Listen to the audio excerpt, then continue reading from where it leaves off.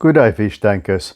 I'm in the area today, so I thought I'll go and take a look at Pet World XXL in Somerset West. It's South Africa's version of a big box store. And what I'm going to do to see what they've got. We have been here before. That was quite a while ago, I think a couple of years ago. If you're wondering why everything is so quiet, it's because they're playing popular music in the background. So I had to edit out the background sounds. That's how you get a copyright strike on YouTube. But let's dig in.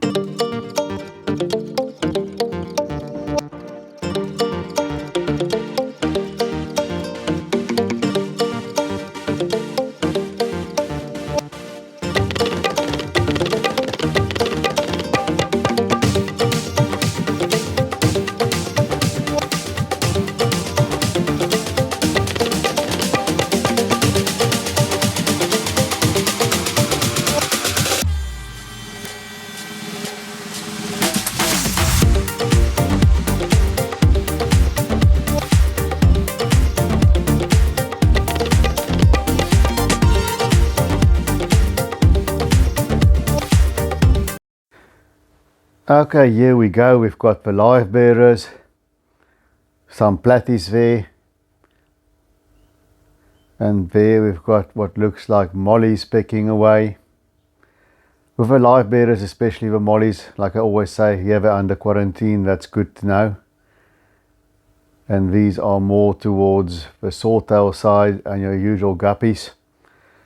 They just like water that's got a pH above 7, a bit higher for mollies.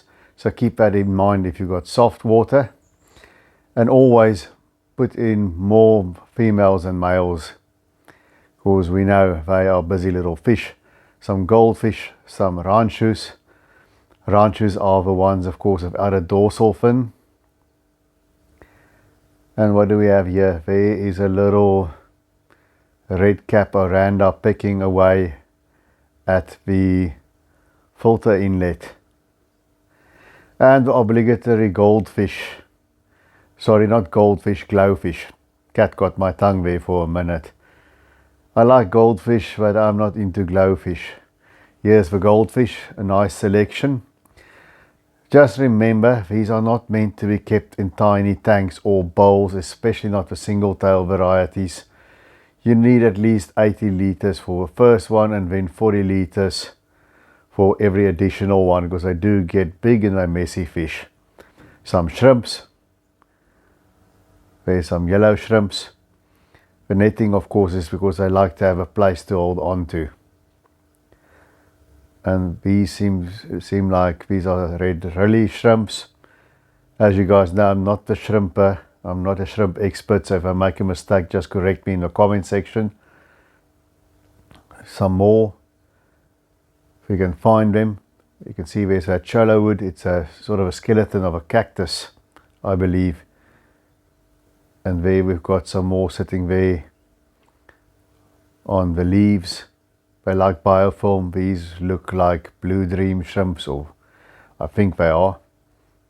And then the mono shrimps, we all know them. They're great for cleaning off algae in a tank that has fish that are not too big. And yet some more shrimps. So I have a nice selection of sort of middle of the range shrimps going here. Panda cories. They're some of my favorite corridoras. They can go in a bit cooler water, and these guys can, the stir-by cories, another favorite of mine. They are good if you have warm aquariums like discus or German blue rams. Very nice for the bottom. Peppered corridoras was part of the first group of fish I ever owned, and some neon blue rainbow fish. Nice smaller rainbow, not a nano rainbow, but a smaller rainbow, and some albino cories, and a nice plakat type betta. Bronzies, and some rummy noses, great fish for tight shoaling. And here we have a samurai betta, I believe that's what they call the variety. It's a dragon scale type. You can see the eyes have got that color. You just got to watch these guys sometimes. If the scales start growing towards the eye, over the eye, stay away, because that sometimes happens. It's called diamond eye, and then the fish ends up blind. And taking care of a blind fish can be a lot of PT. Some glow danios. And here's your normal. That's what they normally look like, the zebra danios. These are, to me, the natural form, much prettier than the glow version. And there they are in the glow version again. And more glow danios. And a beautiful red, fiery red betta. Do you guys find that these very red bettas are more aggressive than other bettas? I've heard a theory like that. I think it was on Fishkeeping with Alexander Williamson. Tell me in the comment section. And some very nice Congo tetras. They're just at the size now where you can see the colouring of the males coming through. There's some rainbow fish and Colombian redfins as well. And there is a Chinese algae eater. Stay away. Chinese algae eaters, aggressive. And except when they're young, they don't do well with eating algae. Nice selection of angels. Still juveniles here. And some silver dollars. Had a big show of silver dollars in the past. Enjoyed them very much. They need a big tank. About 5 foot or so. They grow into large fish, and it's not for a planted aquarium. They'll finish up your plants. So herbivores that love eating plants. Red tail black shark or bicolor shark. Great fish for a bigger tank on its own. Not on it, you can keep it with other fish, but not with other members of a same species or similar looking fish like a rainbow shark. A single red tail black shark can even go well with these African cichlids. And there's some West Africans in here as well with that beautiful color. That is a West African cichlid, a jewel cichlid. There you can see they look like they could be a pair. Obviously they've just been fed and they've gorged themselves on the food. Great colors but aggressive. Not community fish at all. And some female bettas. You have a decent sized tank and it's very well planted. You can have a betta sorority of female bettas. And of course tiger barbs. It's a nice display. We see the normal coloured tiger barbs, the green tiger barbs, those that are sort of greenish black, and the, I say albino tiger barbs, but you can see they're not true albinos because they've got those black pupils. And they can make a great display if you just keep them in large number in a planted tank on their own, or with quite robust fish. You know, the red-tailed black shark, when it's a bit bigger, can go well with these. And I've seen a beautiful display of tiger barbs and parrotfish, if they are your beef, in a very big tank. Some cardinals and black neons, a very underrated black neon. These are nice sizes. And look at the price, a very good price for those size black neons. All you scapers out there that just want to throw in fish for some movement, go get some black neons. Honey gourami. Nice centerpiece fish for a smaller aquarium. And here you can see the neon tetras. Also was part of a very first group of fish I owned as a youngster. And there you can see the normal coloured zebra danios along with white cloud mountain minnows. These fish are perpetual motion and they're very hardy beginners fish. Don't keep the zebra danios with long fin fish. They might be a bit thin nippy, but for the rest they're peaceful. And here we see some small Siamese algae eaters there to the right of your screen with that prominent black stripe. You can search on the channel. I've made a video that shows you the difference between a Chinese and a Siamese algae eater. Siamese algae eater, great for getting rid of hair algae. They do grow big. That is a drawback. And they can sometimes become a bit aggressive among each other. So I would recommend just get a single Siamese algae eater or else get 3 if your tank's bigger. Big old Synodontis catfish hiding there behind the driftwood, trying to get a shot of a guy. Look at that nice dorsal fin, that feather fin. Let's see if we can get the angle over here. He's not really in the mood for us today. But that's a nice bottom feeder in an African cichlid tank. And some free spot gouramis, the golden version and the blue version. There's some more golden ones. There's a pearl gourami up top, where you see the blue ones. They're still youngsters, but they can grow big. And now we're into the seawater fish, or saltwater, like you say in America. In South Africa, we just say marines. There's a wrasse going on there. There's a raccoon butterfly. I've kept raccoon butterflies before.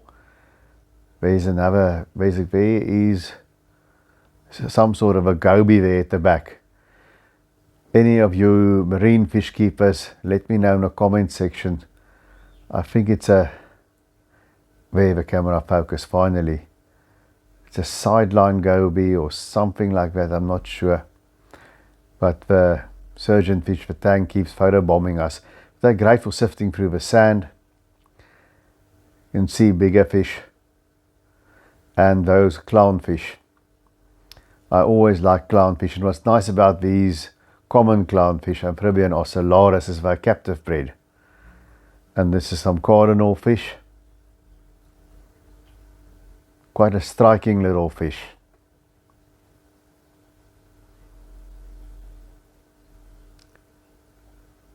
And that's, I think it's a purple tang with the colors a bit washed out. I could be wrong.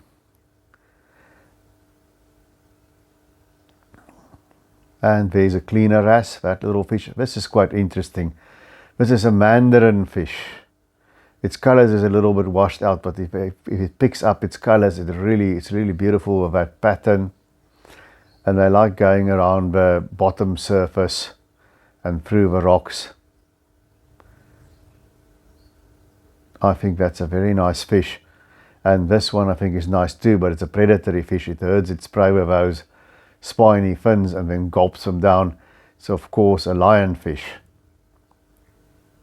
But a very interesting fish if you've got a big tank with bigger seawater fish. Quite an interesting thing. I believe in Florida, in the coastal areas, have become also now invasive. Some more seawater fish. I like that fellow.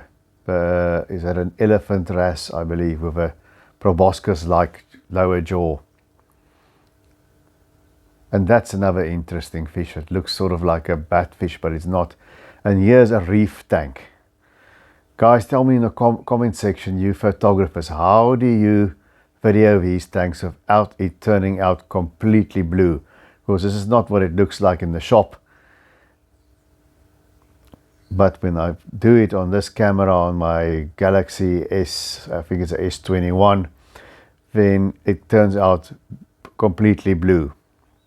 There's a purple tang, and right there on that coral you see there's some anemones hosting, like they would with an anemone.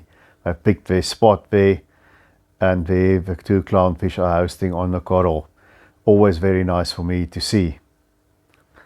So that's the reef tank, and here is a display. This is a low-tech planted tank, and this is one of the staff here, Shelton. He's the guy who keeps this going. It's his baby, and it's quite similar to my aquariums at home in a sense. Lots of Vallisneria, low-tech kind of plants. You'll see there's some Gara rufa. There's a cardinal. There's some ember tetras as well. And it's a see-through sort of display. Nice driftwood and just easier plants. And that's a flying fox going there. Not a Siamese algae eater, but not a Chinese luckily, but a flying fox. You know that because they've got a little gold stripe above the black stripe running down the length of their body. And it's got some crypts here in front along with the runners of a Vallisneria. Here's two small little tanks. For shrimp, more or less. Guys, if you like the content, please hit that like button. It will greatly help the YouTube thingamajig. Nice little shrimp tanks for your desktop in your office. The grass needs a bit of cleaning. Here's a very nice, also low-tech planted display. Nothing fancy. This is a jewel aquarium. Guys, please remember to share. I will greatly appreciate that. This is a jewel aquarium, one of these aquarium and cabinet units. There you see the Amano shrimp going about his business. Lots of stems, lots of valve, lots of crypts. Okay guys, now we're just going to take a quick look at the dry goods, and this is, as you know, where I say goodbye. Please consider subscribing, and until I see you again, take good care of those domestic denizens of the deep.